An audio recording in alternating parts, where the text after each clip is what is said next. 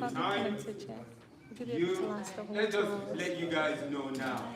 These teams are not messing around. They are serious. They are in it to win. So exactly. So they are serious.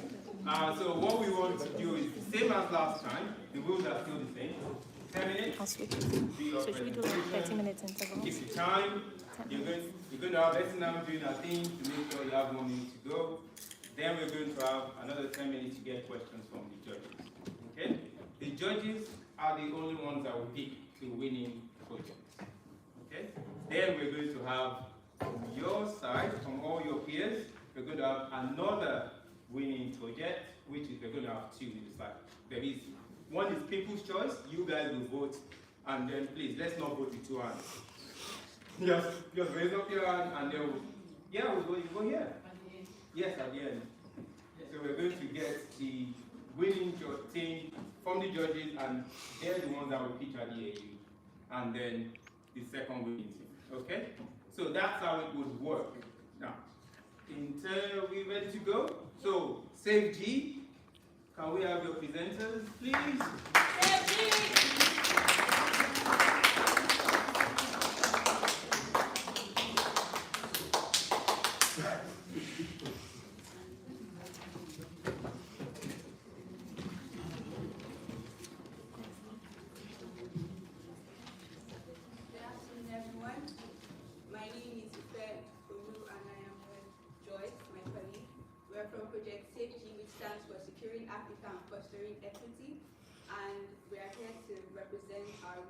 Governance, peace, and security team. Alam, our 21-year-old farmer. His father was a farmer, his grandfather was a farmer, his great-grandfather was a farmer. He fled his hometown and lost his livelihood due to conflict. Alam was on his farm one morning when he suddenly started hearing gunshots and bombs go off. This continued for days turned into weeks turned into months, and Alam was forced to gather the little he had and flee to the city of Mikele. Getting to Mikele, he was faced with a few problems. He did not have a home, he also did not have food to eat. He also had lost his source of livelihood. So now he's on the street and he begs to get by daily. For context, we are focusing on the Ethiopian region, Tigray. And our project is going to be in the region of Mikele, which is the regional capital of Tigray. The reason for the conflict is basically because there is an ethno-religious conflict between the militia, the government, as well as other forces within civil service. So at a point, this war evolved into a civil service war. It started in 2020, and in 2021, it recorded the highest number of displaced persons ever recorded in a country over the period of a year, which is 5.1 million people. We all know about the Ukrainian war, but how many of us here know about the Ethiopian war? We are Africans, yet little to nothing is being said about this war, which is still currently ongoing.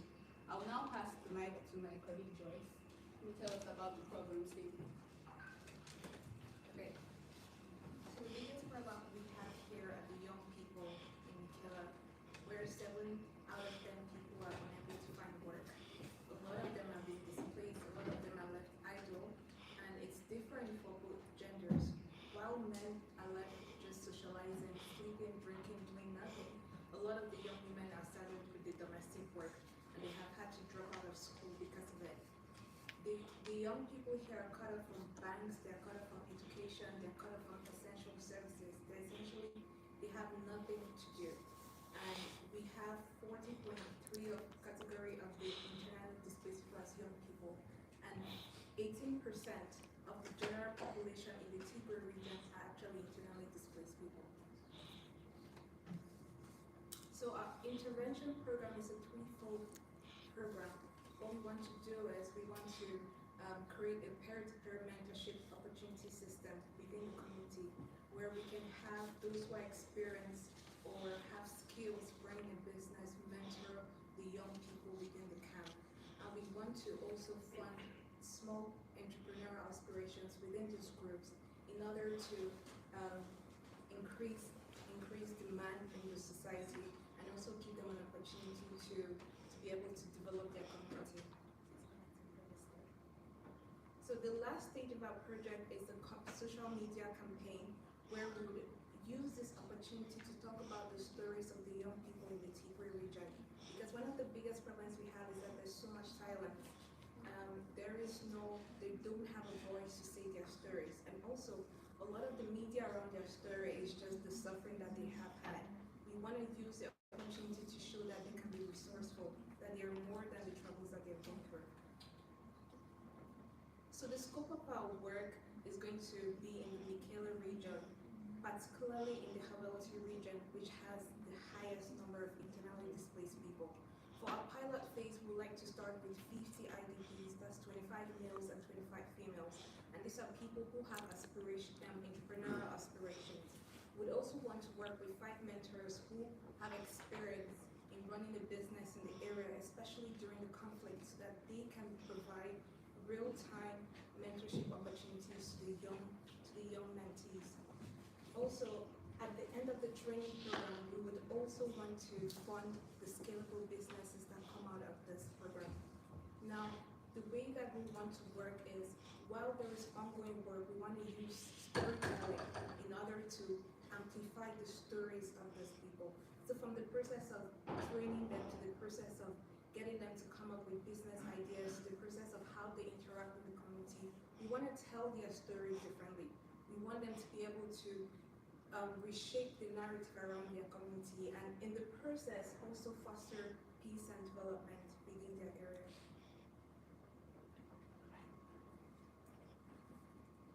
Now we're going to talk about safeguarding, because the last time we presented with concerns about how do we run a project in an IDP camp where we cannot, where there's no safeguarding. A lot of the work that we're going to do, we're going to collaborate with the UN agencies, because there are already UN agencies on the ground, and they already have framework for working with IDPs. And so we have identified that if we work with UNDP, for instance, they have a program and a policy that we can implement. And we can also train the staff members that are going to go, and the mentees and the mentors on the guidelines on how to prevent and avoid exploitation, whether it's sexual, whether it's abusive, any form of exploitation. We would also have the mentors sign an agreement to prevent exploitation. We would also plan to create a safe space within the community where people can voice their opinions, where they can tell us the difficulties with working with us, working with themselves. And we hope this is going to work. So next, we are going to discuss the impact we hope to achieve and how we intend to measure that impact. The first thing with regards to our peer learning and networking, our impact that we are hoping to achieve is positive changes in the knowledge, the skill set, as well as the aspiration and dreams of IDP, displaced people. We will measure these both qualitatively and quantitatively. For qualitative, we will use focus group discussions and surveys, while quantitatively, we will use pre- and post-session tests. We would also use the outcome mapping to ensure the progress of state funding. For the social media campaign, we are planning to use measuring and reporting of the reach and the engagement of social media users with our posts. We also aim to ensure that we monitor the levels of stigma before the program and after the program to measure any rise in the employability of and the funding given to displaced persons. So for our work plan and the budget, we plan to do an intersectoral collaboration, and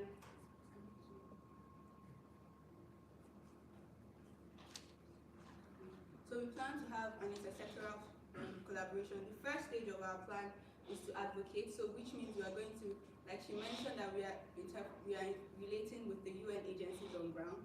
We intend to meet with the UNHCR, which is the United Nations Humanitarian Response for Refugees. And we are planning to discuss with them, because they already have systems on ground, meet with them, the entry level. So these marks you can see on the control plus plus.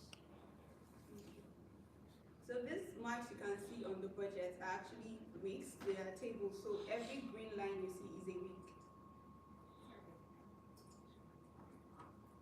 So every green line you see is a week. So in January, this is our entry phase. The first week is the entry phase. The second stage is the selection phase, and then the third stage is the funding stage. So So in January, we have 3 weeks. The first week is where we have the meeting. The meeting is meeting with the UNHCR agencies, aid bodies, as well as officials in the Mekele region, as well as heads of different IDP camps, so that we will be able to know the key areas they have issues with and what skills they are hoping to achieve and what skills they are hoping to develop as well, and what skills are also marketable in the economy around them to enable them to be able to transition from being displaced people to people in society contributing to the economy. Then for the enhanced peer learning, we also have the technical assistance. So the enhanced peer learning is basically hands-on, where they are practical skills from the mentors to the mentees. Now this is a very scalable project in the sense that the 5 mentors will train 50 people, and we hope that the 50 will then train 500 and then train 5,000 people. Then to the socioeconomic strengthening scheme, there was a recent, something similar was done in the Ethiopian Tigray region by UNICEF in 2011, where there were cash transfers to 3,800 households. It was said that the number of money put into the population was actually led to an increase in demand for production, which meant that those people who could not initially provide sources of livelihood for their families were finally able to, because there was money given to other families who would then purchase things they require. It also showed that $1 put into the economy generated a revenue of more than $1 that was given out. So in essence, giving people skills that they will use for life would actually help them in any situation they'll find themselves first, preserving their dignity of life, as well as ensuring that these skills will continue to be replicated in other areas, which is the mission of our project. So my esteemed colleagues, judges, and funders, critical stakeholders, this chart you are seeing right now is actually called a Gantt chart, which basically puts activity against time. And we also plan to ensure accountability and transparency by using a smart sheet, which allows people to interact with the project in real time. I would like to say that while we are looking at this as something really small, it goes a long way, a small step in the right direction, and this is actually scalable. What better way for you to spend £30,000? Thank you.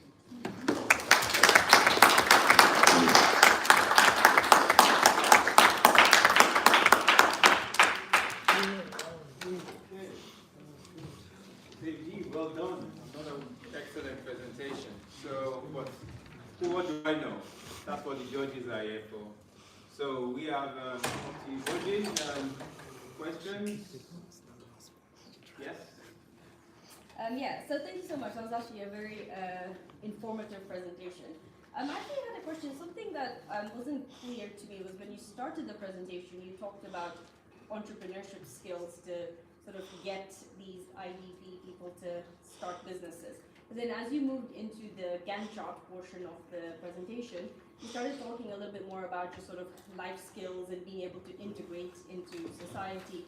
So I'm not quite sure if the focus is on helping them start small businesses or actually just gaining skills, whether it's to get jobs or access to anything. So I wasn't quite sure which way you were going with that. So our goal is actually to increase the rate at which the IDPs are getting back into society. So we are going to start them off with skills. Like Alam, who is a farmer and can't farm anymore, there could be other skills he could learn, and those skills could be integrated, like bricklaying, like maybe soap making, to contribute to the WASH programs in the society, in the environment currently, because with every place of conflict, there's always the water, sanitation, and hygiene. So if you have people making soap, and these agencies purchase soaps from them, it will also grow their economy.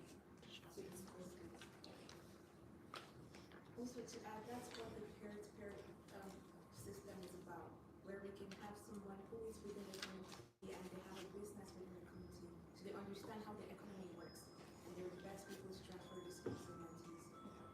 I think the other thing is, I'm looking at resources and minerals locally that can be used with the skills Yes, sir. that we can The get. resource- Because then you've got a whole system there, Yes. and obviously The plan is into to the market. use locally sourced materials, and everything is going to be from the community itself. So we bring development as well as integrate them back into the society. So So my question is about stakeholders and budget and work plan. So you kept saying in your presentation, we are going to announce. I think it's something that you should have done before this presentation and to know whether it fits into the objectives. Okay, so that's one aspect. And the budget, you did very well in your presentation because we didn't see it, for me, I didn't see anything on the budget line to really scrutinize it. But you went through your activity plan, how you're going to use the money and all that. So I think for me, these are two comments that I would.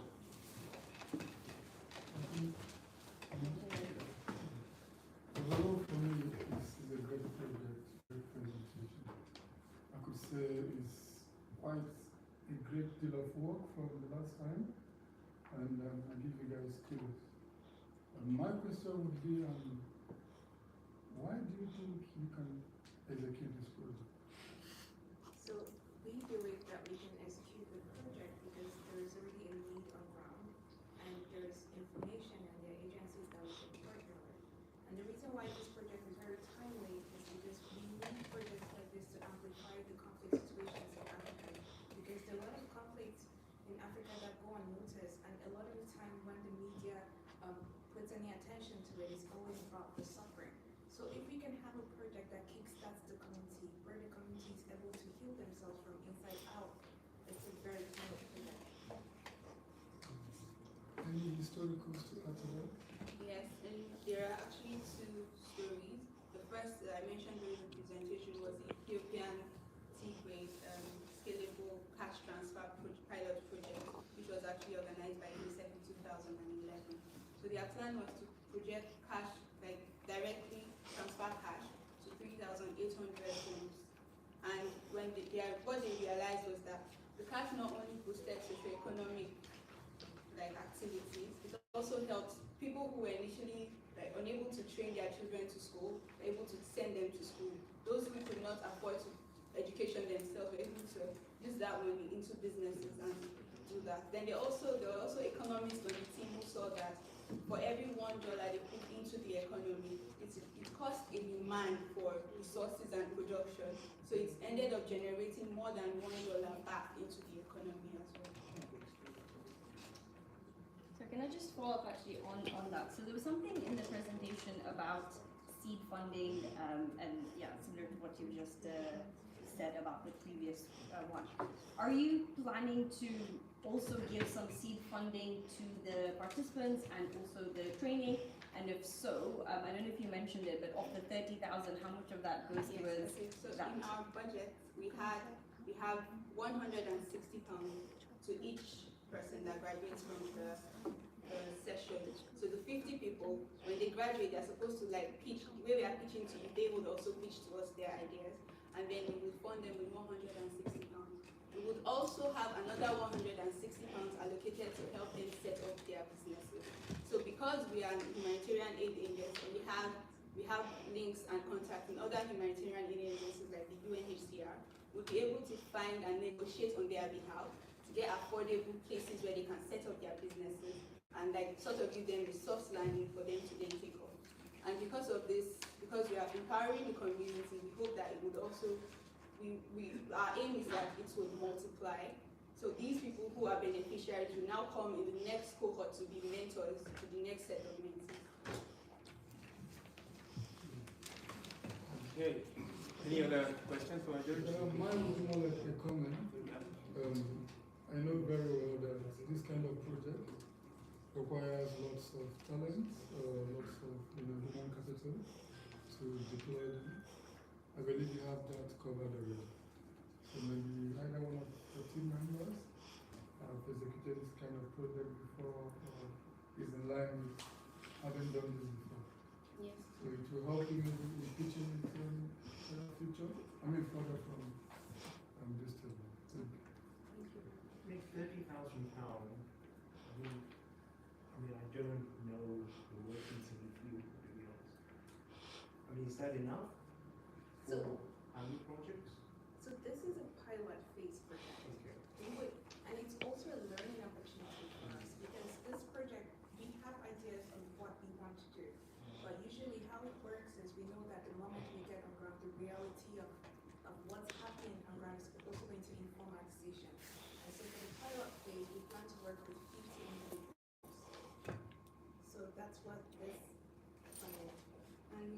start small and then scale that up. So we have short-term and long-term goals. So we have short-term mission, which is basically work with private organizations as part of their civil society responsibility as well. So enable these people get into the system. We also plan to advise on other IDP projects, like projects targeting displaced people, to ensure that we are able to generate more funds. So we are not only depending on this 30,000, in the short and long run, we are planning to get more money in to push more projects and mentor more people. Okay. All right, so thank you, judges. We're going to take one question from the audience, from non-group members. So anyone, don't have to, but if you're not from your group, this is your chance to take them on. Any questions? Excellent, this is great. It means they're very, very happy with it. Well done, Save G. All the best. Now we have Agri-City, our next group. So can we have your presenters from Agri-City?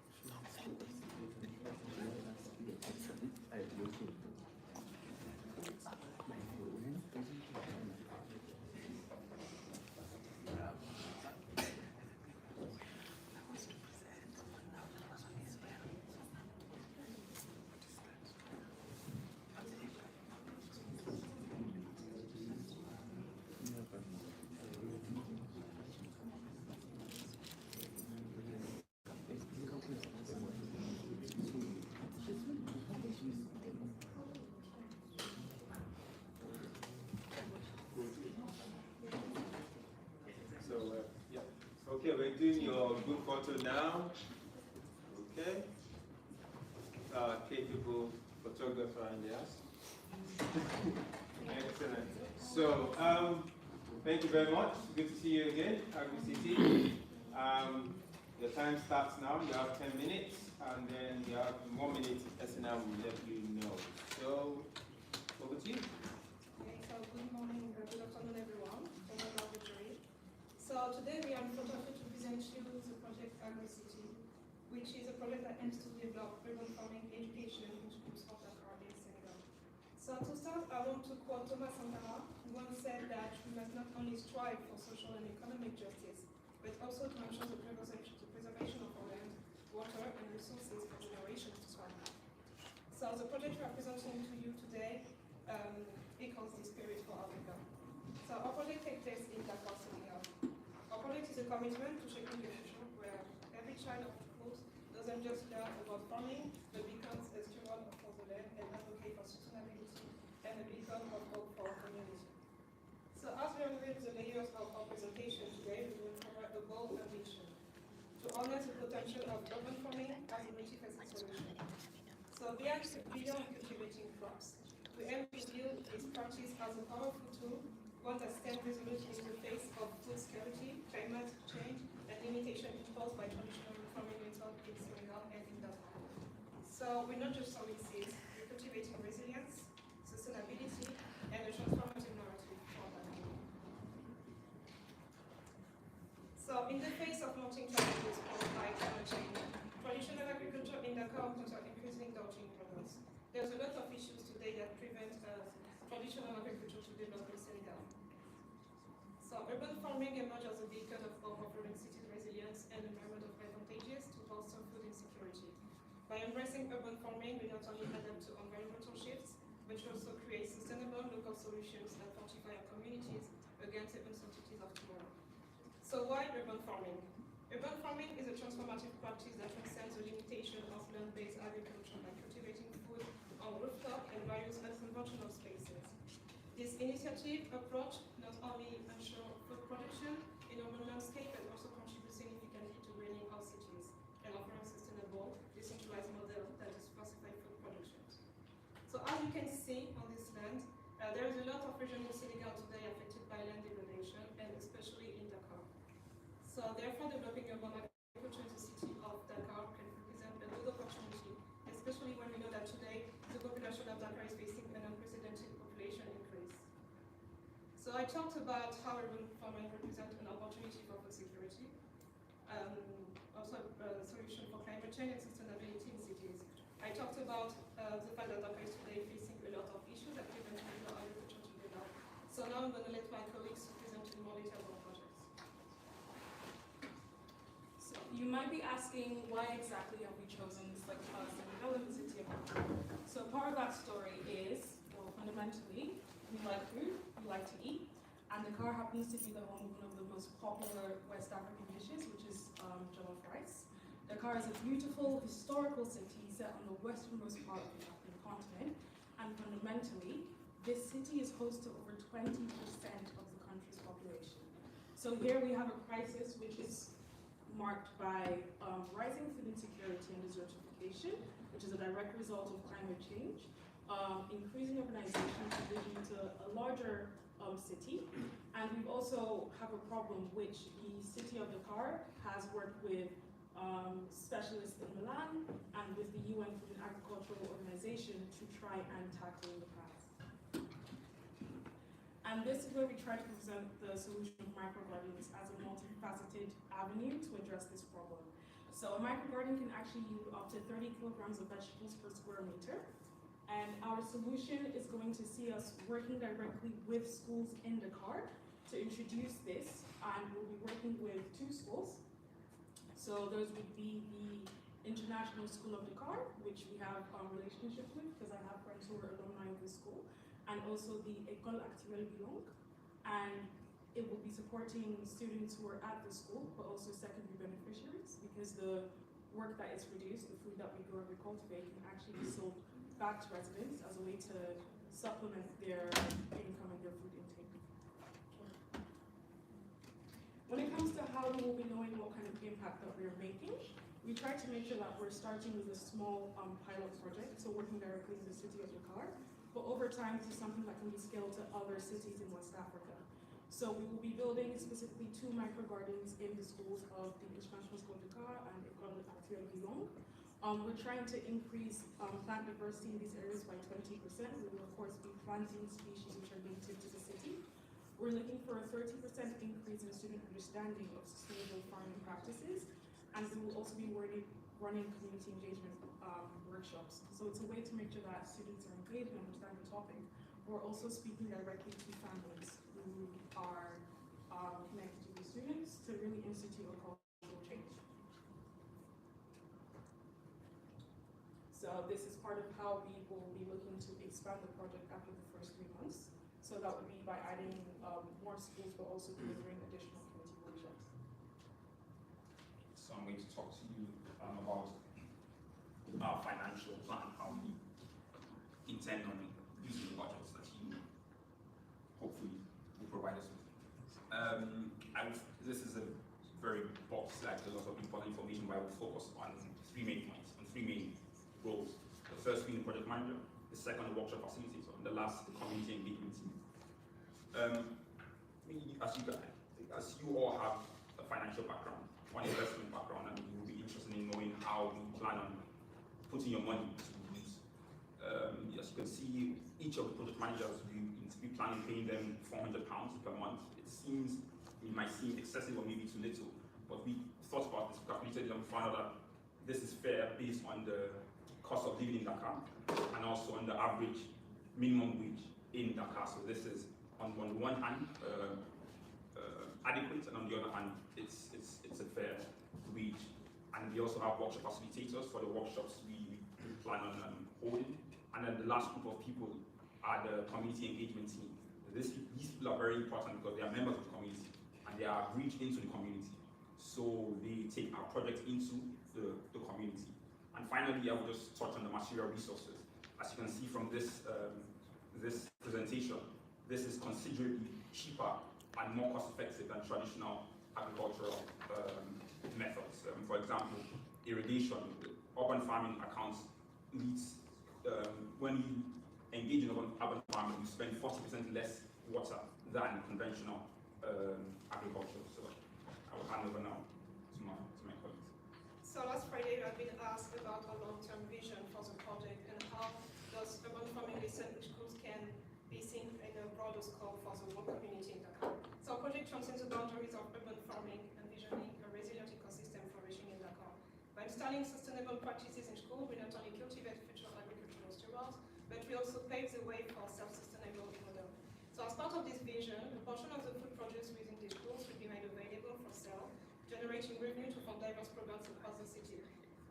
This self-perpetuating cycle not only fosters economic independence, but also lays the ground for a harmonious interconnected network where education, food security, and community development thrive in one hand. So implementing urban farming campaign in Dakar is not without hurdles. So weather-related challenges pose a significant risk, potentially impacting soil fertility, crop yield, and overall garden performance. So to mitigate this, we've strategized diverse planting methods, incorporating resistant crops and adaptive techniques that can withstand the variable weather conditions. So moreover, community engagement is pivotal for projects. We acknowledge that potential resistance may occur or a lack of enthusiasm from the community or school authorities. So our approach involves extensive outreach, education, and involvement, fostering a sense of ownership and pride in the project. So addressing the limited availability of water resources for irrigation, we've devised innovative water saving techniques such as drip irrigation and rainwater harvesting, maximizing efficiency while minimizing water usage. Regarding funding constraints, our plan involves forging partnerships with local businesses, NGOs, and government entities to secure sustainable funding streams. So this is just a slide that gives you a broad overview of our team to give you an idea of like where we're working with the project. So we have extensive project management experience, and we also have people who like deliver directly environmental sustainability projects, including myself. Is that the 1 minute, Jim? Yeah. Yes. So this is why we think that we are the right team to implement these projects. So today, why are we here? So our presence on board is a commitment to revolutionize the landscape of Dakar through urban farming, and especially in schools. So our goal is to form and give skills to young children in different schools of Dakar in terms of urban farming, as a tool to prevent food insecurities in cities, foster climate sustainability, and make Dakar more resilient cities in the near future. So why is it important today? The significance of developing urban farming in Senegal resonates deeply in the current landscape, where climate challenges strain traditional agriculture. By embracing urban farming, we pivot towards a more resilient future, where cities become self-sufficient hubs of food production, reducing dependency on fragile global systems. So in terms of number, urban farming already proved its huge potential across the country and across the continent. It represents 40% of the food consumption in Dakar. It's a vector for job and reduce carbon emission by 60% by contrast to traditional agriculture. So our project in Dakar is not just a singular divider, but a catalyst for a continent-wide transformation, on where every seed planted represents a step toward a greener and more secure and empowered Senegal. Thank you.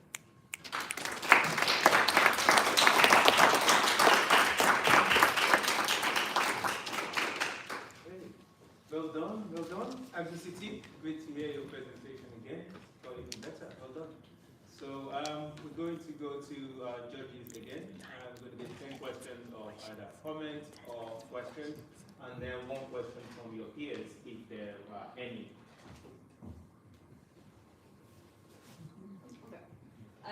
Thanks, that was, I really like that actually. A question about the micro gardens. So there's obviously lots of different types of micro gardens, right? There's the one you showed, the sack farming, the vertical farming, many different types. So have you done any research or sort of determine what types of the micro gardens you're going to go with? Because I saw in your budget, obviously, you've said $1,000 towards that, and I think the type of micro garden obviously has an implication for the cost. So maybe just a little bit about the type of micro gardens. So I think one of the versions that we're looking at is something that wasn't implemented in Burkina Faso, and it's like this is a vertical form, and one of the reasons we're looking at it is it uses recycled plastic bottles, so that way there's not like a massive materials cost, and also this is something that's easy to implement like in a student like family's home. And so I work as well at an environmental agency, and we do a lot of like building gardens in schools. And what I found has worked, and that's something that we discussed as a team as well, is a lot of the gardens that are built need to really liaise with the school and understand what their needs are directly. So when you look at the International School of Dakar, which is one of the schools that we were considering, they actually have about like 10 hectares of land available. So with a school like that, there's actually the opportunity to build something that's like actually on the ground, is horizontal, is like larger. And different schools will have different types of ground available. Some might prefer on the terrace, some might prefer a focus on like herbs and like sensory plants to support, you know, kids who have like special needs. Because like gardens are also just like in terms of like supporting will be really good for that. So we really try to make sure that we're keeping it open so that we can adapt it to the needs of the schools that we work with. And also just to add on that, I really think it's really the right moment to implement this kind of urban farming, because in Dakar they're currently discussing in the parliament different laws to transform the irrigation system in Dakar, because it's prevent a lot of urban farming actually to be developed. So this is why we think that using those types of materials can present a good opportunities for school to implement sustainable way to practice urban farming.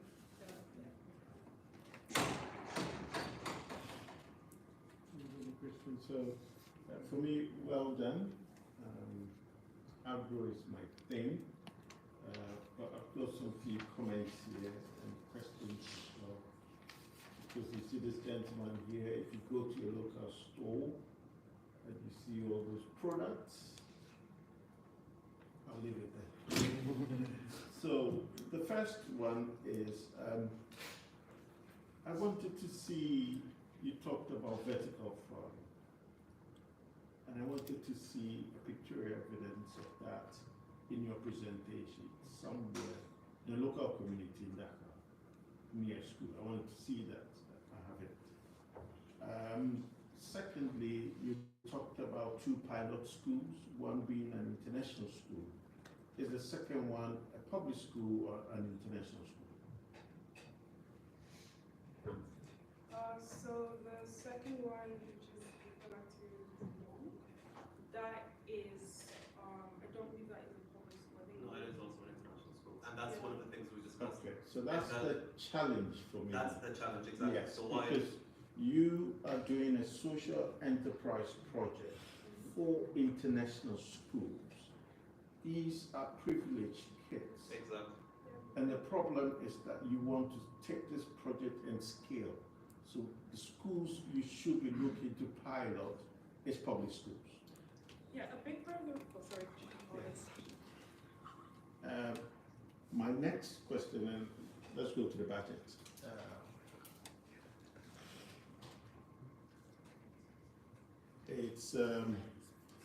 And I'll just pick 2 items on your budget, and probably you should. It's a good project, but it's good for me to review and say what I'm talking about. So I'll take laptops and cell phones. These are too expensive. You're spending too much money on laptops, and I can probe every single one of them. So for cell phones, you can buy 20 cell phones, not 6. For laptops, you can buy 5 and not 2. You know, so do a little bit of homework on that. And my last question, and I would need an honest answer from you guys, which is, governments across Africa are looking at how to leapfrog. So what I mean by that, they are promoting ICT in schools as opposed to agriculture or anything related to that. So how convinced are you that this project is going to succeed? So there's somebody, you did good. Yes. I know you've had your hand up for a while. Do you want to come in now? Or was that in relation to the previous question? I'll probably help to answer the last question that you asked about why is agriculture kind of important, but I will allow my team members to answer the first Yeah. question. Okay, I'll answer the first question about the public schools because we did mention that. So while we discussed that it should be half-half, so there should be one public school and then one international school, we basically chose the two international schools because it's the path of least resistance of at least implementing two projects in Dakar basically as flagships, and then having at least some success within those two international schools, and then expanding it into the larger area of Dakar. It's basically the path of least resistance. It's achievable. We have some alumni here so we have some contact with those schools, so it's easy to implement, and then it can go from that. Choosing to go through public schools and then to have to deal with the bureaucracy and I understand. Okay, thank you. And just to briefly add to that, I think a lot of the work that Ms. Ndie did, she's the Director of Sustainable Planning in the City of Dakar, that was working directly in public spaces. So that initiative was targeting lower income, and they actually established centers that were training people in gardening. But then we also saw that there was a gap in the fact that they're catering to people who are lower income, but they're not the only people who need to understand the importance of sustainability, farming, and agriculture. And then the point about the photos, so I think this is one example of a picture that we have of the vertical farming setup. And then we do have other photos, unfortunately. For the purpose of aesthetics, you can't really tell, but this photo in the background is actually from It's okay. Don't worry. And then the ICT. Yes, so basically what you ask is considering the implementation of ICT, I mean, what they try to do different governments of Africa, how do we think that this project can be seen by the government? So personally, I don't think that ICT and urban farming are necessarily opposite. I think that we're seeing today a lot of projects in Africa that are mixing the implementation of different technologies in urban farming and in farming activities.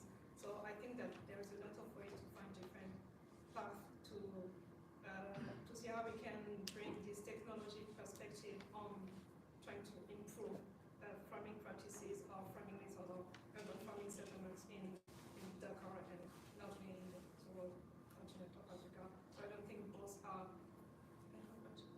incompatible. Yes. Sorry, I don't know. I think they actually say Yeah, no, so they basically said, if I wanted to add, because I think your question is very interesting, because recently there has been an Innovation Africa Summit held in Kigali, Rwanda, because where I work, so we do a lot of work in climate education, and there are countries in Africa that are seeing ways to tie ICT in with climate education. For example, in the UAE, they have been including how they can explore more technological works within climate education, like how do you use technology to grow people's knowledge in climate education. So I do think the project that we are doing, there is a lot of feasibility, especially if Africa want to be at the forefront of what is going on in climate education and climate projects, especially with COP28 that just happened in Dubai as well. So I do feel like it is a project that is definitely worth investing in. Back to you. And also just to add, I mean, Dakar is also a unique example because the city of Dakar recognizes the importance of the climate challenge pieces because of the urbanization that we mentioned, and also the municipality of Dakar itself cooperates heavily with the Food and Agriculture Organization of the UN. So this is a very fertile ground for this project. Thank you.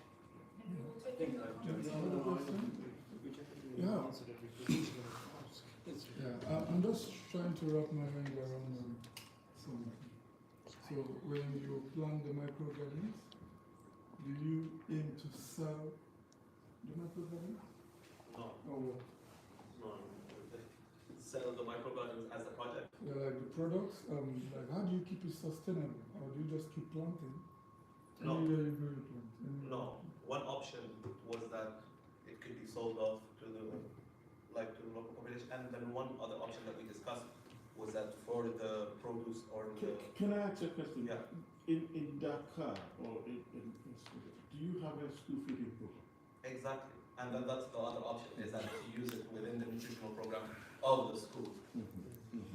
And then that, I think it would increase the interest of the students themselves to actually eat off of what they produce. And that leads back to Quickly one of jumped the into that. things that we have on our slide, which is the math garden can yield up to 30 kilograms of vegetables per square meter.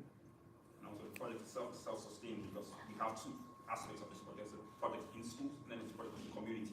So the idea of the project in the community is to enable the project to be self-sustaining and then so. Okay. Then my last would be very simple. Would it be, I wanted to ask, would it be possible to present without reading from the phone or something?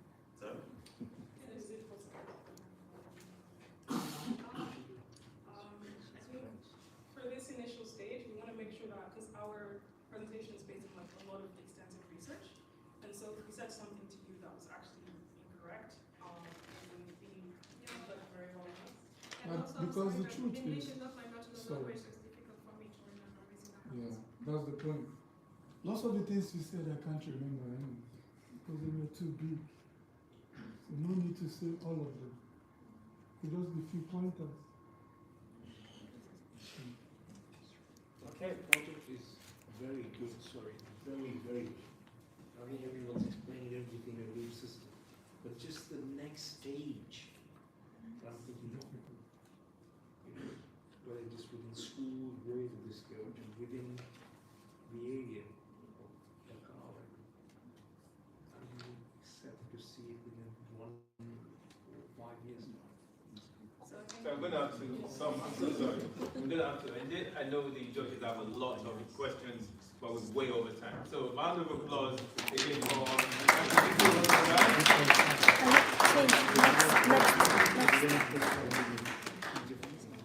So we have our third group.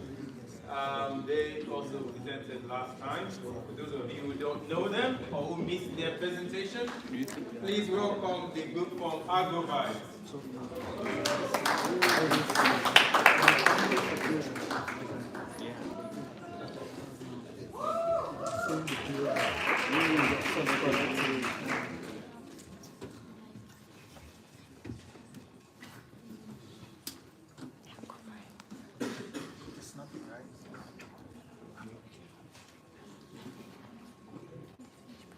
Welcome, good to see you, AgroVibes.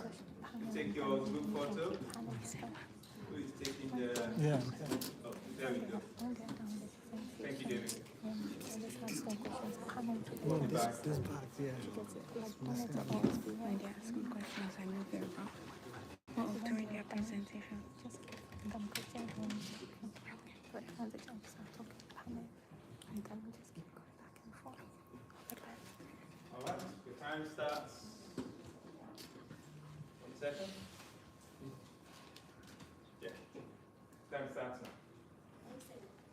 Dear investors, distinguished guests, it is an honor for us to be here today. With me on this platform is my colleague Pierre, and I am Fatima Ibarshuri. And welcome to AgroVibes, an innovative project designed to merge agriculture and tourism for youth employment. So you may think, why AgroVibes? Well, AgroVibes has spread from a collective and shared lives of 9 youth, where today we thought about our moments within the motherland in itself, which I believe that you also may have recollective memories of those same instances of, the hot sun within our motherland, the warm soil, the yields of our produces, the juicy red tomatoes and the crunchy carrots. We have shared experiences today of going back to our ancestral roots, of seeing agriculture as a form of subsistence, of seeing our landscapes not just as tourism and commodity, but seeing them as history and stories of our ancestors. So this is where AgroVibes is. AgroVibes, we hope, today will be across the 54 countries in our continent. We want to see it as a story where each chapter is a new country. So welcome to chapter 1. We are in Zimbabwe. Sounds like poetry.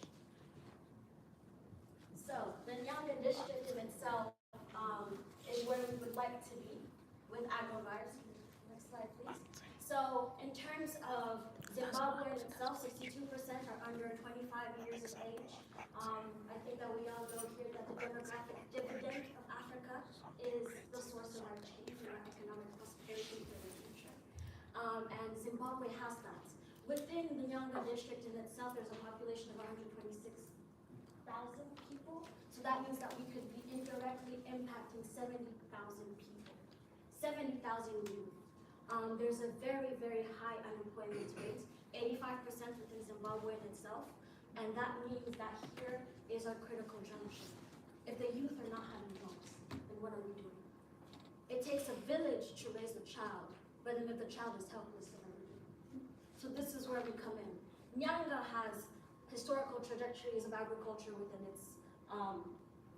its story, but however, there's been environmental degradation, and there's been practices that have not yielded production adequately for its farmers.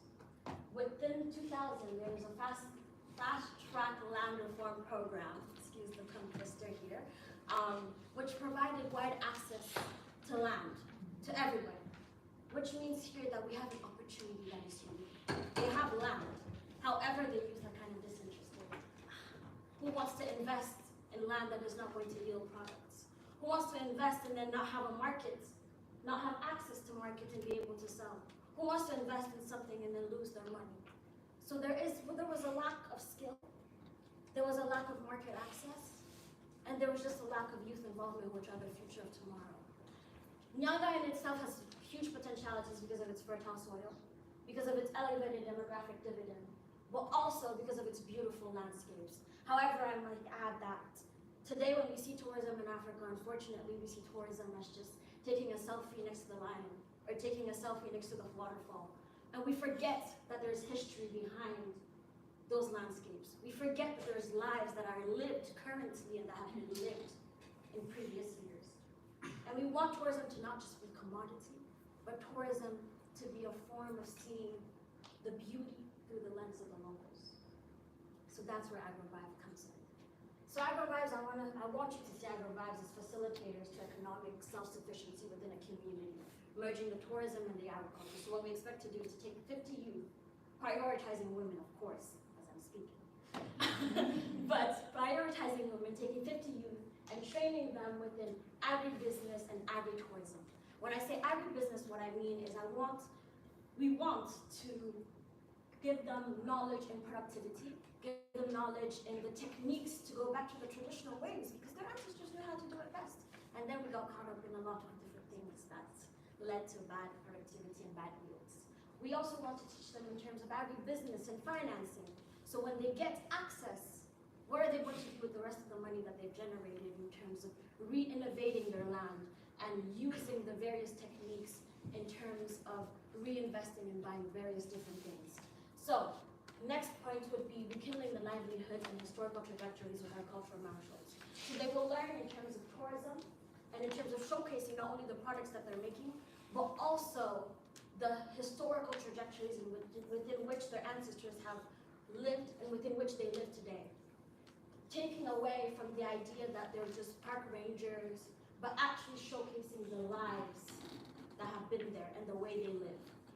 Third, is access to economic prosperity through multiple streams. So not only are we investing by providing them starter kits, so they have no cost to entry, so they will be able to have plows, shovels, gloves, seeds to be able to have access to be able to start these projects in itself. But we're also going upstream, so we're providing them with access to markets. We're providing them with access to the biggest supermarkets, access to the hotels and the restaurants where they'll be able to sell their produces. And finally, we're also providing them an extra stream as they will be, through our marketing campaigns, able to showcase and be paid for showcasing their lives as locals through what they're doing. Finally, we're collaborating with local stakeholders and community. What does this mean in itself? That we're providing a certain level of legitimacy to our project. We're working with the district council, the traditional leaders, we're working with the junior council, parliament, representative of the Nyanga district, and finally we're working with the community because we're not here to just bring something. We want them hands on deck. And that is why we're trying to empower communities and not just come in and provide a product, we're connecting the dots here. So now let's go through the timeline to see in concrete terms how this will happen. So first of all, as we said before, we really want to collaborate with stakeholders. We have like a primary concern to we are willing to make sure that the local leaders and the rural council district and the population as a whole really align like their objectives, their aspirations, that they really align with the project that we are carrying on. So as she said, we are going to select 50 youth people with an emphasis on women because we've seen that there's been an underrepresentation of women in that field specifically. We also want to start in the first month the training and capacity building. So we want to engage as well with local experts. We've identified quite a few, especially ICRISAT, local experts that know the field, that know how to manage the soil, and that will be able to transmit that knowledge to the people that are engaged in our program. And we also want to start a marketing campaign that will be cooperate. We will go through the marketing campaign using social media, the radio, the television to make sure that we have a good exposition and being able to leverage on that. We will also integrate one key component of the AgroVite project, which will be tourism. So as she said, this region is really attractive and there is a lot of things to see. So we really want to incorporate tourism as a key source of revenue as well, because one of the main problems in agriculture historically has been prices fluctuation, and agriculture is really at the forefront of the development agenda that we want to bring. And also one key element will be the access to market. So market networks, we want to establish them as soon as possible, but realistically they will be effective in the second month. That will allow us, that will provide the workers with pre-production contracts, and that's a huge source of enhancement for revenue stability. And finally, in the third month, we will put the emphasis on making sure that the project is sustainable. So we want to work in a framework of monitoring, trying to leverage feedback loops and really have a constant communication with the people that are managing the project to make sure that we know what is going wrong, being able to adapt, and indeed trying to strengthen the weaknesses and make sure that we can progress from that. Then we're going to have a quick look at the budget breakdown, but mainly what we want to show is that there is like 1/3 more or less of the budget that is allocated to start a kit, so that will be like the physical tools, shovels, sprinklers, and things like this. But yeah, you can go one more. So what I want to show here is that 1/3 is dedicated to physical capital, but when we look at it, like 2/3 is dedicated to, it's like a very much hands-off project where we basically provide people with training, capacity skills, and a big network to be able to sell their products and ensure price stability. And also, yeah, one of the big why our project is really innovative is that it's replicable. That's something you can implement in many other parts of the country or even different countries. And this is something we are really looking forward to, and indeed allow the project to have certain legacy. And if this is a success, this will show that with very few resources, with limited resources, you can achieve a big impact that can be replicated somewhere else. We're gonna have to. Yeah, you're done. Okay. Good.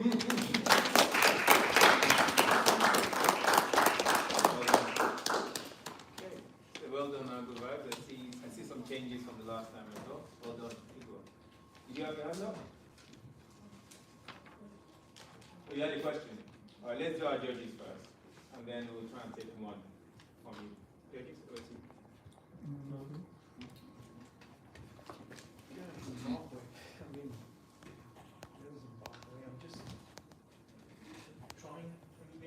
Tourism is a beautiful country. I understand. It's just the challenges within the country itself. Maybe exaggerated, but exist. I'm just trying to put the two together and see how it works on the long term point of view. I didn't really get small scale, I can see as a project starting, but I'm just saying where you're going with this, the long term. Okay, so basically, I would say this is something that it's really a model that we are trying to create, and we want to innovate in showing that merging two main strengths of Zimbabwean agrarian land, you can basically take advantage of the synergies existing between those two sectors that have a huge potential to expand. And also, this is a model that we think is replicable in many places. And yeah, this would be like sort of statement saying that with very few resources, like limited resources, with just a hands-off approach, you can sort of kickstart and create the right connections to make sure that the project then go on, and a whole other similar project could go on as well. Yeah, my name is Josiah. I'm part of the AgroVibes team. One of the things we want to take advantage for, the first region currently is on a campaign to organize cookout sessions for basically the type of food items we want to promote, traditional foods. So she's been moving around the country, so there's an awareness about this. Restaurants are also increasingly cooking this type of food. So we want to show people where this is grown, which is in this region, sort of integrate these culinary experiences with the numbers of tourism, the number of tourists that want to visit this area. So using the 50 youth as brand ambassadors and using the various agricultural approaches, in the end, we will have a policy brief that we can distribute even to other people, including other African countries that would want to implement agritourism. And just beyond that in itself, when we speak of long-term and just replicability in itself, it's a project that can be adapted to any other country in itself or just to any other region. So today we all need subsistence in the form of being able to feed ourselves. I don't want to generalize, but today the African continent has been going through famines and through food insecurity. And going back to this agricultural roots in itself and bringing back the cultural traditions of agriculture that used to be there before could be a response to solve these issues, whether it's today in Zimbabwe, whether it's in Nyanga district, it's in another district, whether it's in Niger, whether it's in Congo, etc. And we can also adapt the typicality of the area, such as, for example, in Niger, it's half of it is the desert. Going on safaris, looking at how to grow oranges within the deserts, and being able to look at special oases in that desert itself, and close to that, the agriculture around that oasis in itself. So there's a certain level of long-term approach where we can replicate it and allow for the same model itself, for example, in Nyanga district, to continue whether we're there or not, because the links have been made. I don't know if I'm answering. I want to ask a little, I think, on the operations and understand things around tourism and agriculture. I could see a link. Are you going to be involved in the private activities? Like the actual cultivation of the farm? Yeah, that will be the whole training part. Yeah. Like the training will be actually half tourism, like just to be able to welcome clients and touring guides and things like this, but also tours training in terms of like. You mean you're going to train them to do it, or you're going to do it yourself? No, we're going to train them. They'll be trained, and we'll be working with the local agronomists because they understand the soils. One of the challenges is that the soil fertility has been decreasing, despite the communities having the knowledge to know how to cultivate these crops. So the local expertise that we have a budget for that, to come and train them on like soil management, composting, etc., so that they're able to use their soils for productivity. So if I get you correctly, you're going to be doing agric extension work. Yes. In selected areas, in select crops. Yes. And you made tourism. Yes, because this is the essence of the project, is to merge agriculture and tourism. Whatever they grow, how they grow it, is a tourism experience that tourists will come to visit, to get immersed in the cultural lives, visit local restaurants and eat this food. So we are marketing this as the new approach to tourism in this part of the world. So if I went to Zimbabwe, my visit would be regarding growing different produce, right? Agriculture. The agriculture I get is very good, like the previous people showed us their needs. But the tourism, I'm just saying, so you've got a certain type of group of people who's going to go to Zimbabwe and just look at the agriculture side of it. Unless I'm getting it wrong. You have a citizen of Zimbabwe. Yeah, I like them. I have a lot of friends in Zimbabwe. It's amazing, yeah. Sorry to interrupt real quick. Firoz just joined us very quickly, so it was going to be a surprise. So, Firoz, welcome. Can you hear us? Hey, how are you all? How are you? You know we came with a surprise for you guys. I'm very sorry I'm not there in presence. I would have liked to, but I've got meetings, end of the year, planning for next year. No. I hope you're all doing well.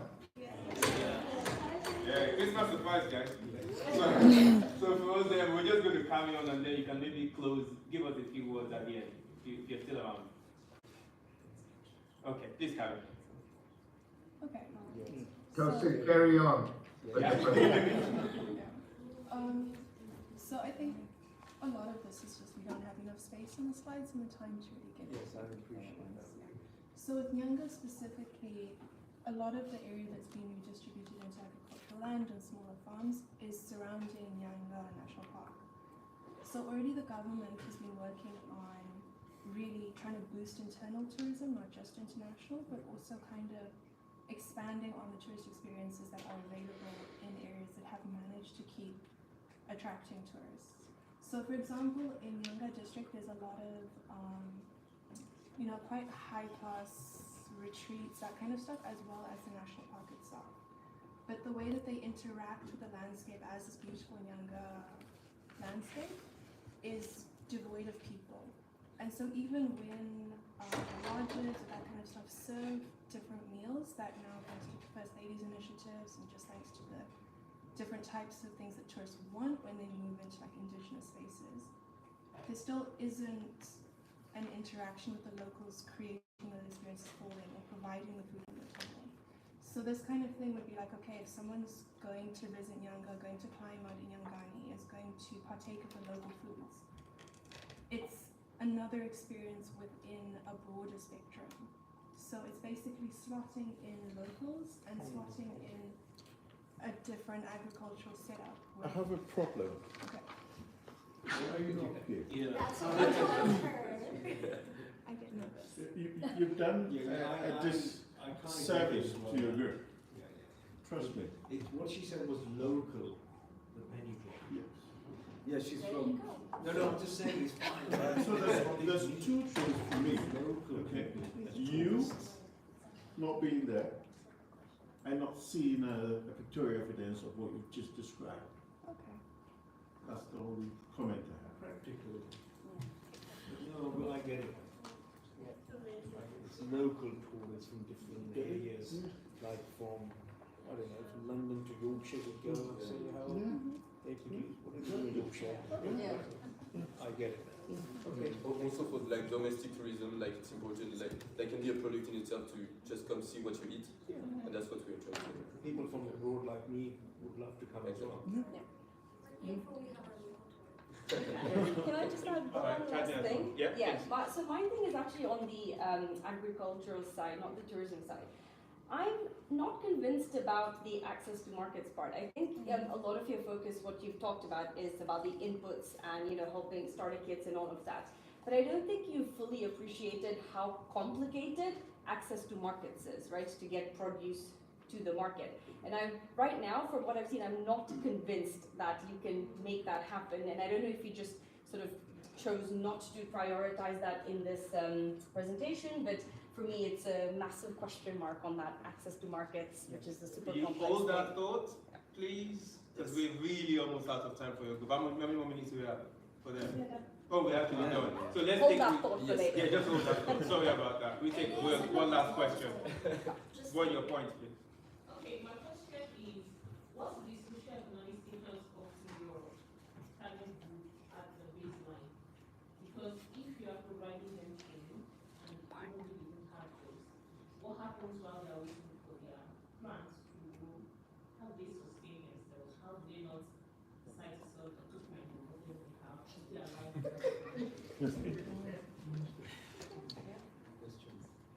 Yeah, so I think the whole concept centers around tourism. So there are already things that we will continue to do with the tourists that will first arrive because of the area generally is visited by tourists. So by conducting cultural visits, this will be that time that we do that. On top of that, they're already growing the crops as it is right now. So there's some ground to start working on before now we scale it up and advertise it and train them on more ways to do this form of agriculture using their local experts. And yeah, and also like the tourism component of a project is also a response to that, because like, for example, let's say you know, it's a 1 year cycle, then you do the harvest and then you sell. So you have like a massive income at a certain time, and then you have nothing for the rest of the year. So this would allow us to actually make people having a more stabilized revenue all year long, instead of just having like cycles. Just to mention, if you guys do read our proposal, it's very detailed inside as well.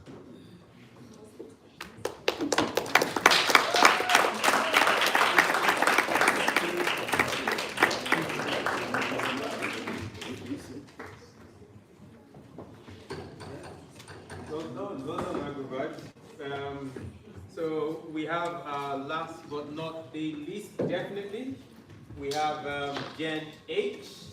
We're going to bring up your slides in a minute. We have your presenters for Gen H. And can we give them a round of applause for Gen H, please?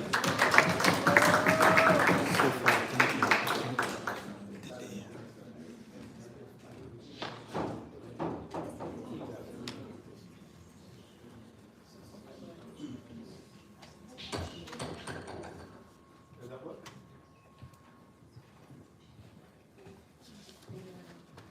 No? All right, no feedback. Okay, Gen H, thank you. Good to see you again. We've met some of our judges, and what's that? A new one.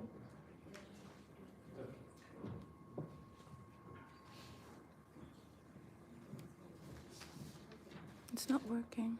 Okay, you judges will. We've got 10 minutes, and timekeeper. Time starts now. Over to you. Thank you. Good evening, everyone. Esteemed judges and PFL colleagues, it's a privilege to be here in front of you this evening presenting Gen H's solution to sexual and reproductive health care and rights education. We are Gen H, otherwise known as Generation Health, and our mission is change through education and empowerment through well-being. So I'm sure your brains are fried at this point in the evening, so let's break the ice first. Okay, let's start with sex. Period. Oh. Teenage pregnancy. Whoa, those are pretty terrifying, right? Well, I actually think these are slightly scarier. Poverty, stigma and shame, sexual violence, and maternal mortality. In 2015, 16-year-old Fatu was not allowed to take her Becca examination because she was pregnant. Therefore, she didn't make it to secondary school and never proceeded with her studies. This is the same case for 13-year-old Mariatu and 17-year-old Zainab, alongside thousands of Sierra Leonean girls who were faced with stigma and shame and a ban on not being able to go to school because they were pregnant. However, in 2020, the new government lifted the ban on pregnant girls from going to school. And now, pregnant girls and mothers can go to school in Sierra Leone. It is good effort, but is it great effort? Is it enough to tackle the issue of teenage pregnancy in Sierra Leone? No. Why Sierra Leone? It is a small country on the west coast of Africa with 8 million people. In 2015, 80% of the population was under the age of 35. And 30% of this population are of adolescent girls who are pregnant before their 19th birthdays. 1 in 5 of all deaths among girls and young women between the ages of 15 to 19 in Sierra Leone occur when they're pregnant or 42 days after giving birth. So we feel this is a very perfect country to carry out our project. These are the prevailing challenges. Community traditions towards sexual and reproductive health. It is a taboo to talk about sex or anything related to pregnancy. Therefore, our culture enables us to push for child marriages and female genital mutilation because we're not addressing it.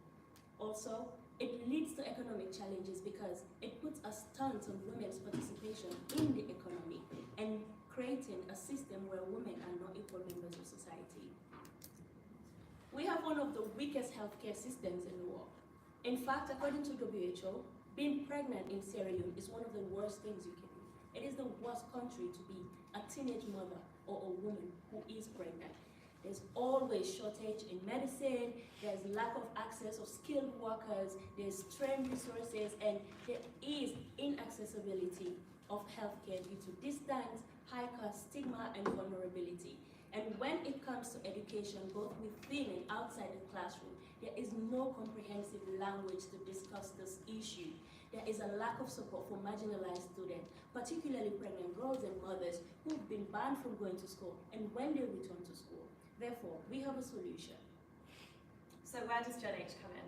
Well, our mission is really to provide that comprehensive sexual and reproductive health education to young people in Sierra Leone, starting with 1,300 girls at St. Joseph's Secondary School, which is a public school.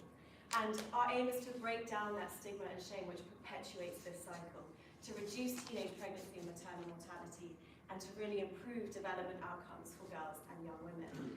And we'll do this in alignment with target 3.7 of the SDGs, which is universal access to sexual and reproductive care, family planning, and education. We have 3 main goals and their associated activities. So number 1 is to establish a sexual and reproductive health rights educational program. We'll begin this by doing a needs assessment with St. Joseph's Secondary School to really figure out where the gaps are in the knowledge, what they need help with, and to develop the educational materials associated with that. So we'll be hosting a series of workshops with interactive resources and collaborating with local educators, health professionals, and community leaders. Our second goal is to improve access to reproductive health services and menstrual wellness support. We'll do this by establishing partnerships with the local healthcare providers and organisations to really bridge that gap between the end user and the provider of those healthcare services. And at St. Joseph's Secondary School, we want to equip the school guardian counsellor with adequate training and support so they understand how to deal with issues of teenage pregnancy, sex, consent, all of these issues that students might need help with. And in the workshops, we'll be providing students with empowerment packs that they can take home, which contain reusable menstrual pads, which last for 3 years, which we'll supply with our partners, who we'll discuss later. They'll also contain leaflets, which have all the contact details of the local healthcare providers that they may need. Information booklets on the topics we discuss in the workshop so they can take them home, look over them again. And also we'll be providing menstrual diary trackers so the young people who are menstruating can understand their cycles, their hormonal fluctuations, and all the wonderful things that come with having a period. And then our final goal is to empower young women and girls through skills building and advocacy to ensure that they have equal opportunities and access to once they leave school. So really that's about creating a supportive environment that encourages the empowerment of young girls and women, establishing a student-led school club, which exists once we've left, which is, as we've said, led by the students and which builds on the foundational knowledge that we cover in the workshops.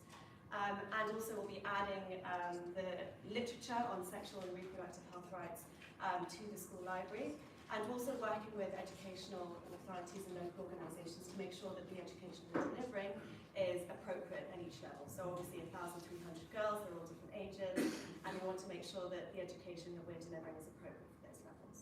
Yes, this is our budget, and as you can see, over 20,000 is going to go to the empowerment packs and also the books which we are going to add to the library. we want to ensure that we're there. So we have decided that 3 members of our group are going to go for the pilot phase of the project. And also we have unforeseen expenses due to inflation and currency exchange. So that is just a sample of the reusable pads we'll be providing for the girls. And this is our timeline. In November, we came together when we were assigned sexual and reproductive health, but we know it is a very broad topic. So after pulling together our expertise and resources, we decided we want to work on this particular issue. This December, we planned a project, its design and how we want it to happen. And after we get approved and get funding, January to April, we will be talking to our partners, we'll be talking to the school, we'll be designing the curriculum and executing the project. And during this time is when we're going to have spring break, which is when we plan to go and implement the first phase of the project. And in May, we're going to get feedback from the school, the partners, and the staff on how the projects have gone and how we can improve it. So our evaluation is going to work in different phases. We're going to do one right after. We're going to do a 3 months, a 6 months, and a 1 year, because this is a project we want to replicate in different forms across different schools. So in terms of scalability, obviously this is 3 months and £30,000, which is a brilliant start, but we see this project as really being the start. It's really scalable. So one thing that we would love to do is really work with legislators to continue developing progressive legislation and creating an enabling legislative environment for sexual and reproductive health. Yeah, and one might ask, why are you only targeting the girls? Because they are the victims. 1 in 9 out of 10 of every rape cases is girls and 1 is guys. So it's boys, sorry. So what we're doing is attacking the victims and survivors first, getting their story, first-hand experience, and tailoring a curriculum that actually is all inclusive. And from their feedback, we will be able to implement and interventions that apply to boys and young men in all boys schools and also co-ed schools and in local communities as well. Yeah, and then obviously you educate the girl, but when she goes home, she may go back into that environment with the pre-existing attitudes towards sexual and reproductive health. So what we want to do as well is ensure that our impact is sustained and attitudes are changed through onboarding community leaders and really replicating the model of peer-to-peer learning and hoping that what we do with those community leaders and families will then reverberate throughout the community at large. And also, we plan on expanding this into more schools than not only girls or boys schools, but also co-ed schools. And we can attest that there's a similar project in Kenya, which some of our team members have done, called Project Respect. So it is scalable, we can do it across Sierra Leone and also other parts of the continent. So in terms of impact, it's really quite simple. Increased access to sexual and reproductive health rights education, improved access to sexual and reproductive care, durable, resilient and more inclusive economic growth because we're actually involving women and young girls, increased female literacy and employability, continental cooperation and collaboration through strategic partnerships, and ultimately a decreased reliance on foreign aid. These are our partners. The St. Joseph Secondary School is where I attended. It has 1,300 girls. You can see a picture of the girls there. They're very open for this project. The Mama Pikin Foundation has an expertise in healthcare services, so they will help us draft the curriculum and implement it. Woman for Woman produces and sells reusable menstrual pads and also teaches about menstrual hygiene and sexual reproductive health. So we have experts, and the Sierra Leone Medical Student Association is on a national campaign to teach secondary schools about sexual and reproductive health. These are all partners on ground that are working grassroots and they understand the issue firsthand. So we will be working with them. And this is the amazing team. All of us here on this board have worked directly or indirectly with the topic of sexual and reproductive health. And we're very passionate about this. And we decided to draft something very concise that we can replicate in our different countries of origin. And after PFAR, after LSC, we still plan on working together as a team to ensure that we impact as many schools as we can and move forward with this project by building more collaborations, getting more funding, and just tackling the issue of sexual and reproductive health across the African continent. Thank you, and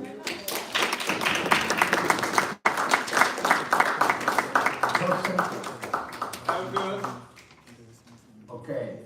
I'm gonna say a few words because I have to jump off for my next meeting. Please.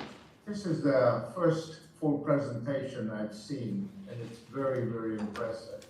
You know, I think I like the scalability part of this stuff and the fact that you can use the best practices to introduce it to the rest of the countries in the continent. So congratulations, thank you. I know this is a finalist thing, and this is the kind of presentations that you're making. You've got a lot of competition in front of you, so I wish you all the very best. I also want to take this opportunity to wish each and every one of you happy holidays, and hopefully I will see you all next year. Thank you. Thank you, Firoz. We also have Firoz around in February, so we will let you know a date soon. Firoz, thank you so much. Take care. Thank you. I trust you were able to hear me. Oh, loud and clear. All right, great. Take care all, and happy holidays to all of you. You too. Thank you. Excellent. So, judges, we have 10 minutes with you. Let's get your questions or your comments. I think for me, your point, because I don't know whether you were making changes to your slides when the comments were going on, but you've sort of found, exactly, yeah, well done. My only question really is, why do you all want to leave after implementing a project? You know? In what respect, sorry? I mean, after doing a pilot project, it looks like you want to give the project back to the people and you don't want to get something you get. I think you should be part of it to the end. I mean, I think perhaps I can come in there with absolutely not our intention to leave. We mentioned that we want to actually use this as a pilot project, obviously maintain our relationships with the school, monitor and evaluate up to a year after our project implementation. But really the plan is to take this model and replicate it across Sierra Leone, especially in the more rural areas where there is even, there are even fewer resources and access to education. And I know a project like this would be absolutely brilliant in South Africa as well. But yeah, it's definitely not our style to wash our hands and then off we go. We are definitely remaining committed to, and we're invested in the future of these young girls and women as well. Thank you. Yeah, actually, I just want to say I completely agree. Every question I wrote down, you answered it with your next slide. So I think you've got a very good style of sort of putting forward that presentation. Just maybe two quick things from me. The first one is, obviously this is a very sensitive topic, right? Like you rightfully said, it's very taboo already in this setting. So I just want to make sure that your local partners, who you mentioned, are the ones who will be delivering the content and not yourselves, right? Because I can't imagine you're probably equipped to do that delivery, right, of that content, right? Yeah. So our local partners definitely will help us draft the curriculum, but also one thing we've noticed, so I own a social enterprise and I've worked on the topic of sexual and reproductive health across multiple schools in Sierra Leone, and I honestly can tell you they will be more open to share with us because they look at us, they're like, you're all my age, I see you as a friend instead of an instructor or a teacher, so definitely we will be collaborating. It is not our expertise as public health experts to tell them about certain things, but when it comes to like the sharing the circles and making it more friendly, we will be involved working with the partners. Okay, And that's I good. am Sierra Leone as well. Good, so you know. I think I like that a lot actually, that's really good. And the second thing is about, so I like that you mentioned in terms of the longevity and sort of sustainability of this project is as local school club will sort of take this on. But have you sort of thought about, or what is the kind of responsibility and ownership towards this from maybe the school itself, right? So yes, the local students club takes it on, but what's the what's the responsibility attached for maybe teachers or the administration of the school to actually support and allow them to continue on that, right? What just in terms of sustainability of it. So normally sexual and reproductive health is taught through the home economics department, and I can tell you it is a taboo to talk about it. It is a Catholic school. I have taught about at the school, but going through it through the guardian counseling unit, because there's a specific teacher attached for that who doesn't teach any subject. They're just there for the welfare of the kids and everything.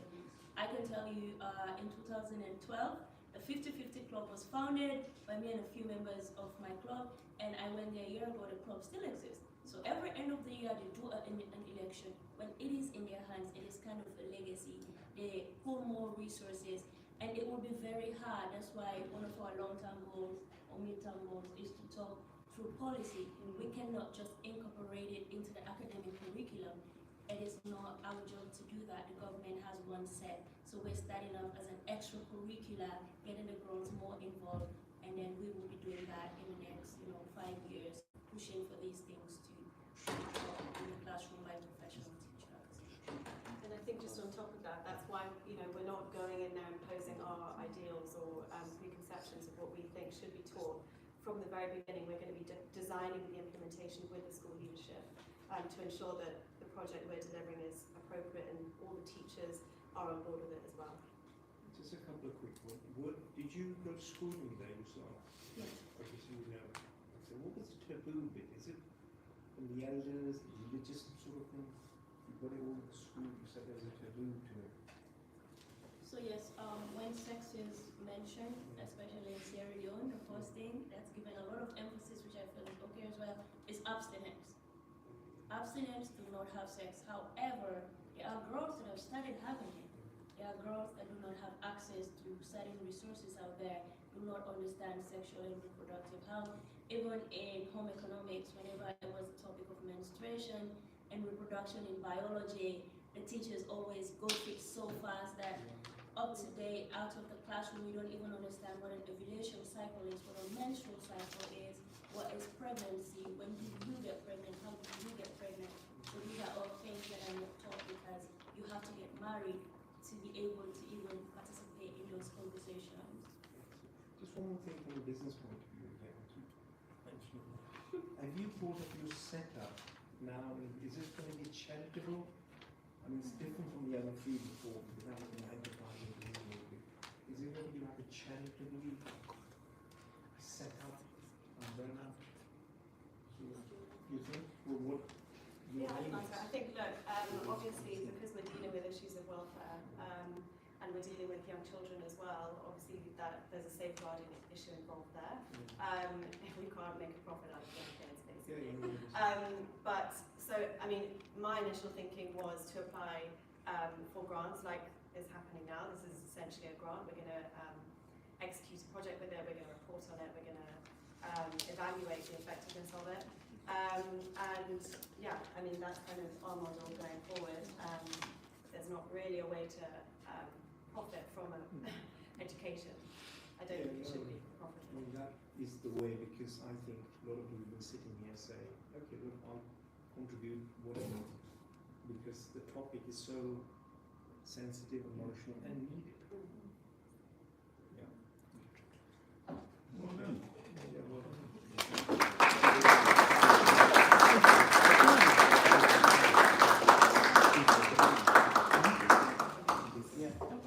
Okay, well done. I see you made a lot of changes as well from last time. Good to see your changes. Well done, guys.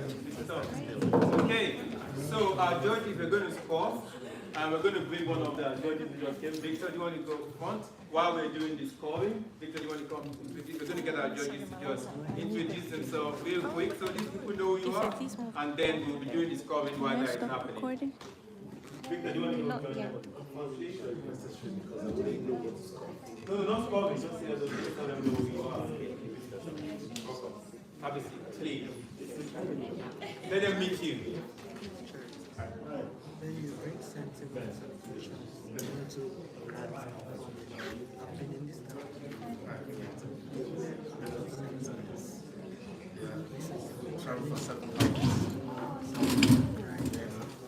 Okay.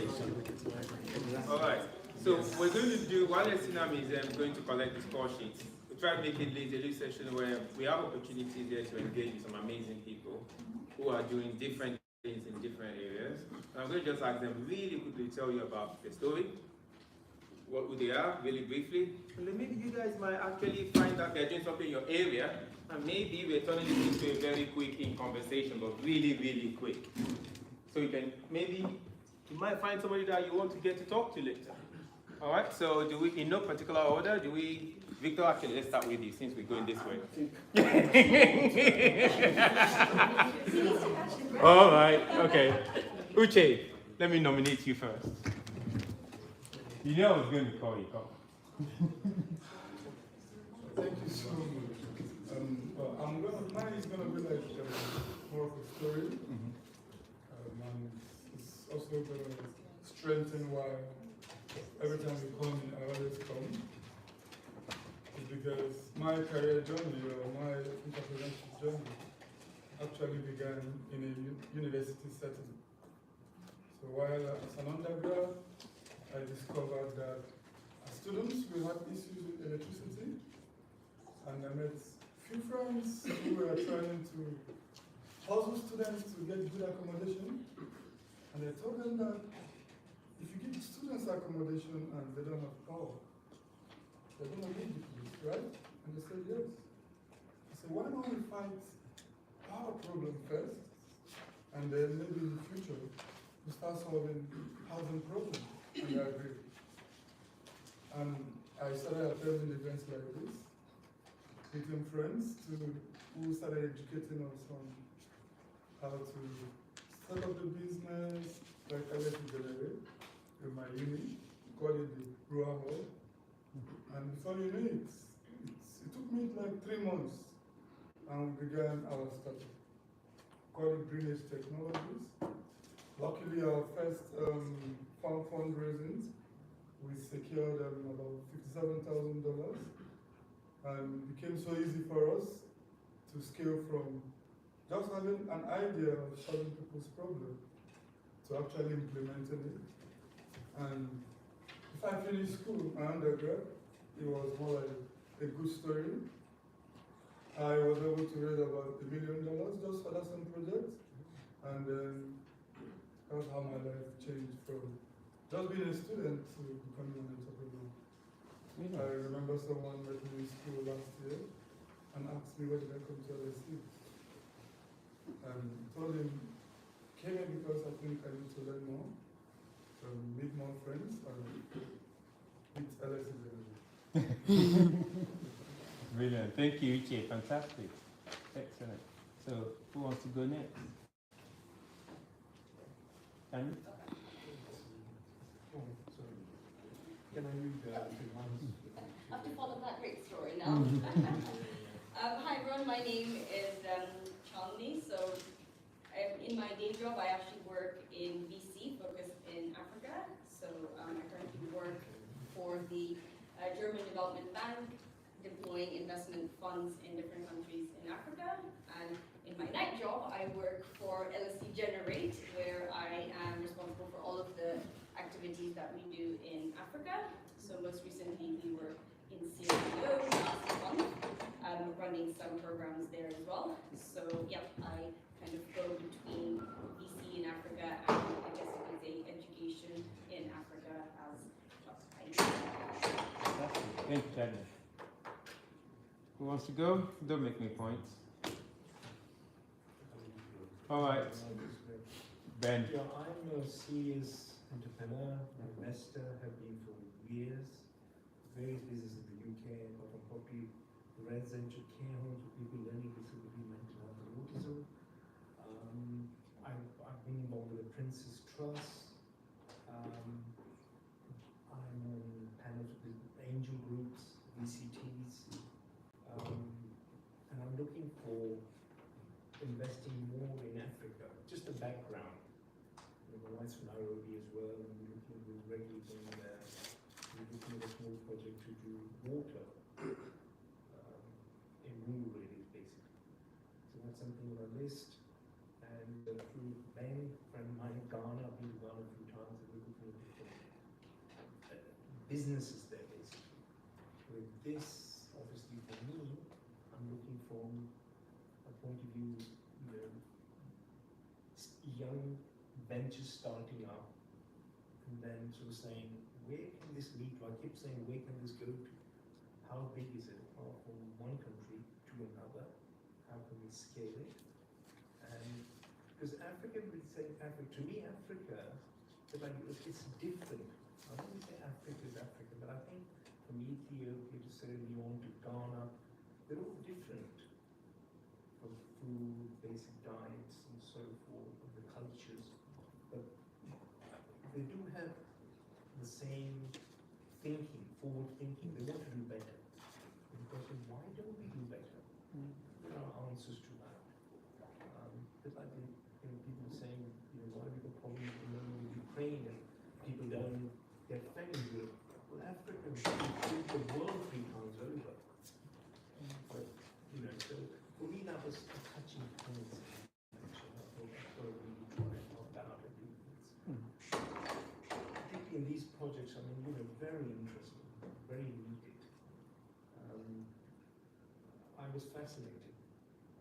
So much research is going into it. And, yeah, very interesting, eye-opening.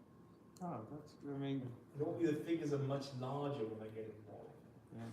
But as a starting situation, and not putting the business hat on the moment and saying, let's see how this will start. Thank you for the kind words. The students put a lot of work into this, because studying at LSE is not easy. With your workload and everything, I mean, you all studied here, so they've put in a lot of work into it. And the fact that you're saying that, I'm sure they appreciate it. So thank you very much for that. So we're going to go to Ben and then Victor. Right. So for me, I have a day job, right? I work with the Commonwealth Enterprise and Investment Council. So my office was set up by the 56 heads of government across the Commonwealth. My job is quite simple: trade and investment. So meeting people like Al and looking at how they can invest in the whole Commonwealth and beyond, and him and anybody else that we think the projects are viable. Apart from that, in Ghana we call it galamsey.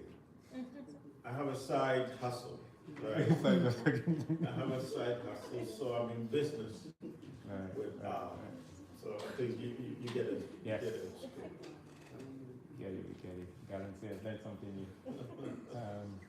Thank you very much. Victor. Yeah, first I want to apologize. We started the journey 10:30 this morning.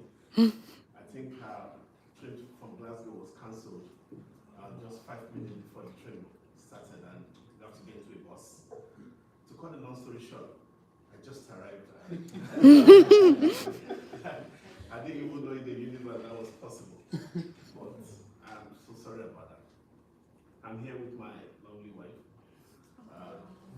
Sorry, I have to do that. No.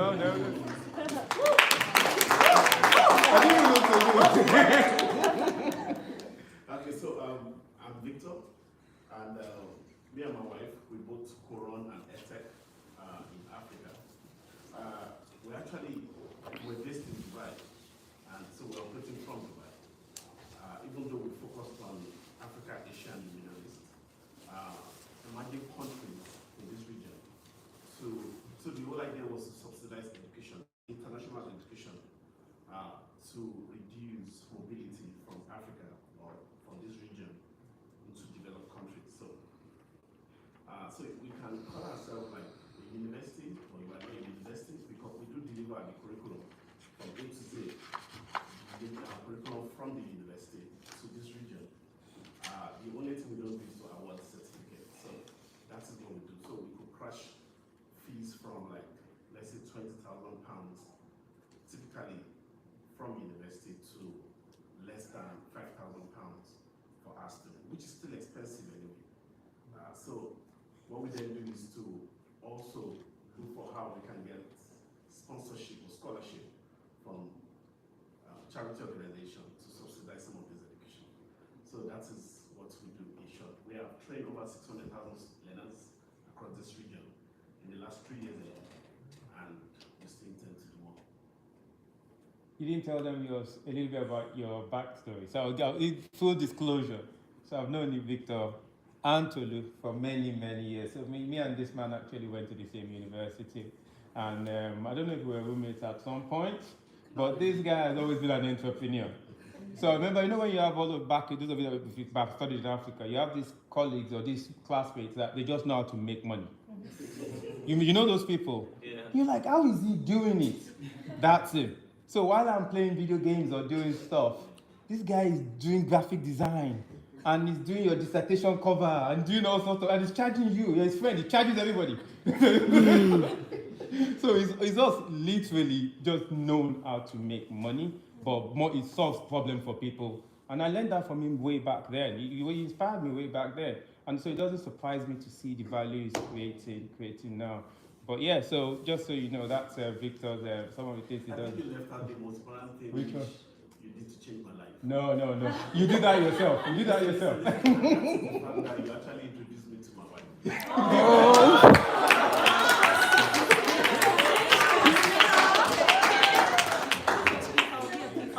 Let me just prepare wedding. Anniversary. I haven't seen her for I don't know how long. Okay, so we have the scores, guys. So because we don't have a lot of people, the timing is not great. We can't do the people's choice. It wouldn't really work. We might only end up having a few groups voting for themselves.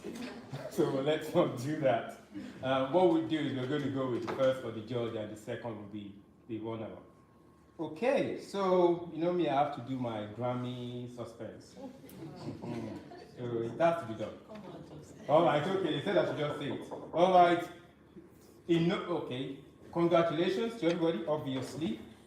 And we're going to start with in fourth place.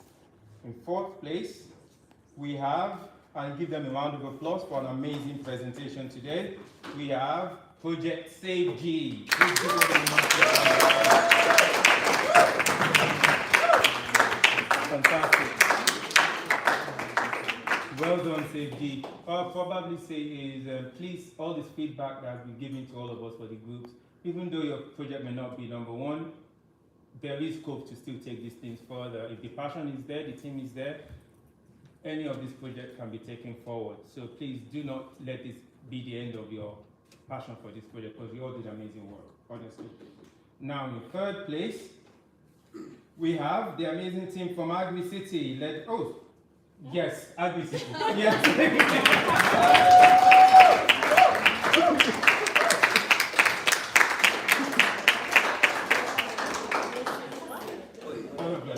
Okay, so now to the top two. Now let's hear it for our runners-up. Please give a big round of applause to the team from Agro-Vibe.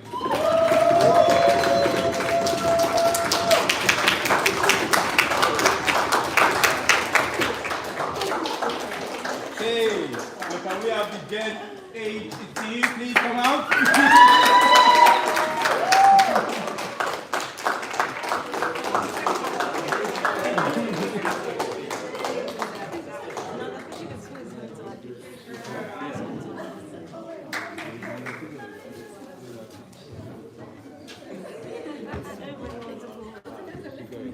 Okay, so take a photo from you guys, and then the judges will join. Judges would like to join, please. Okay, you first, and then the judges will join you. Oh, my t-shirt, actually. Yeah, you guys go in front of me.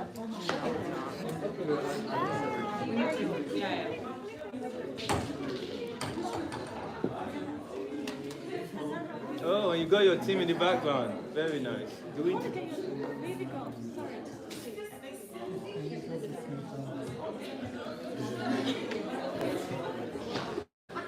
David.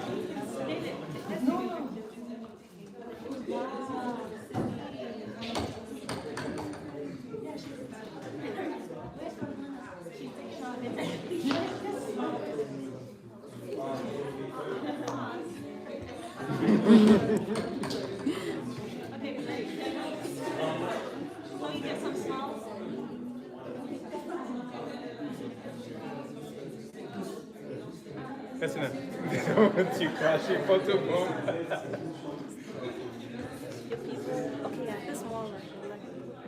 I like the background. Yes. Very nice. Come on, stay with judges. Judges, please come and join them. Stay. Judges, please come join them.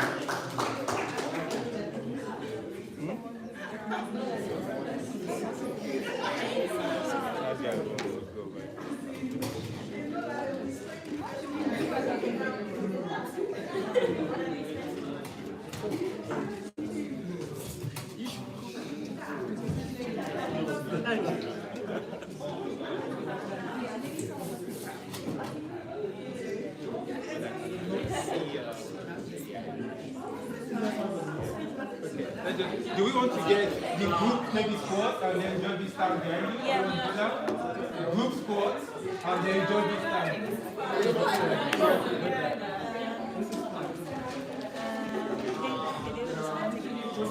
Okay.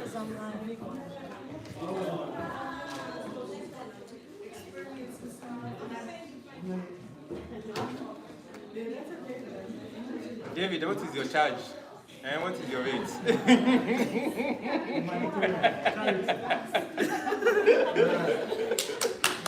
Well done, everybody. Take a bow, guys.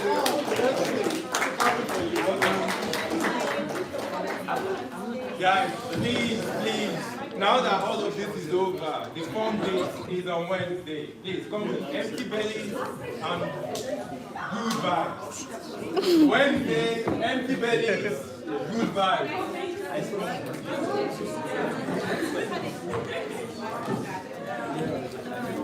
How do